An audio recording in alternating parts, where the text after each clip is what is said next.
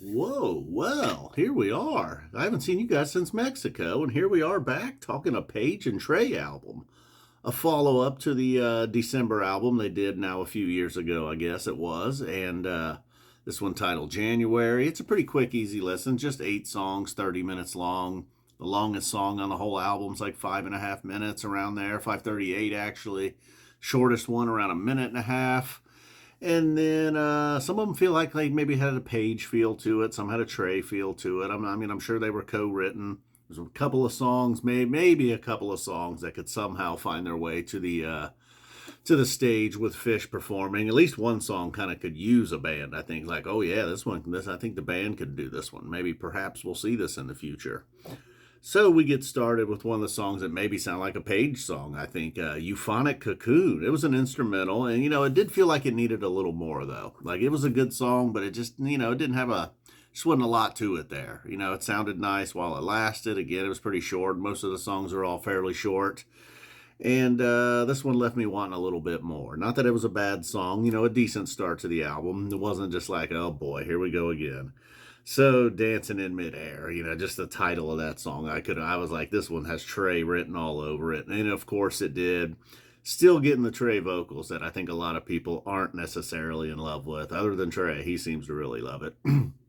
Just not a lot going on here. Page sounded kind of cool at times. Page kind of took the album, if I may say. And then Belgium Minute Man, this one kind of maybe, it was tough to pin down. Was this one a Trey or a Page song? Kind of bringing a new sound here a little bit. Another instrumental, kind of had maybe like a hopeful sound to it. Something I could maybe see in a movie score or something like that.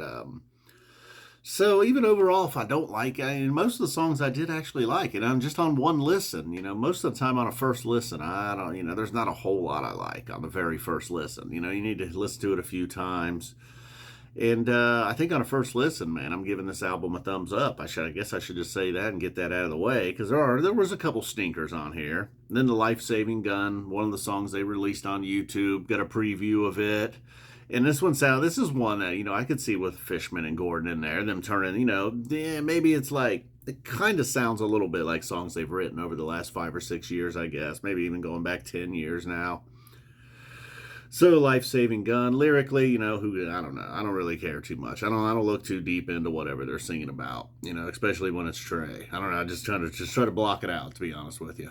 After just saying it was a good album, man, I'm just not digging the old man Trey vocals. Not my favorite thing. I Strolled. We got some Page vocals here. Let Page sing. And fortunately, we did.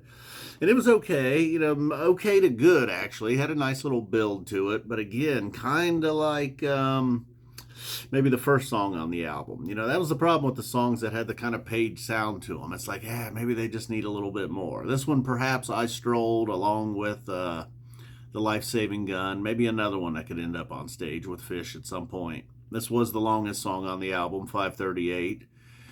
And let's see, then we got Lunar Nickel. It was another instrumental. This was kind of like a Western film feel to it. I don't know what was going on there. Once it got going, this is one I think will probably, be one of the top 3 or 4 songs on the album for me. It kind of had like a weird, abrupt ending, all right. Felt like we were going we had another layer to get to.